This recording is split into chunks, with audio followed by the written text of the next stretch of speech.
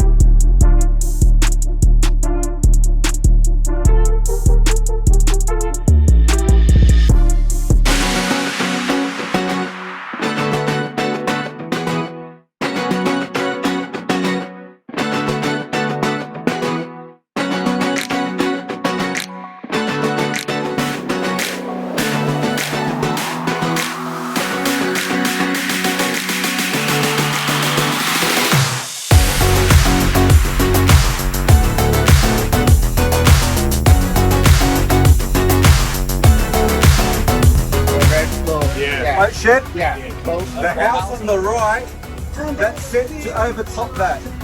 He's put it on the market, he hasn't been sold yet, but he's put it on the market for $200 million.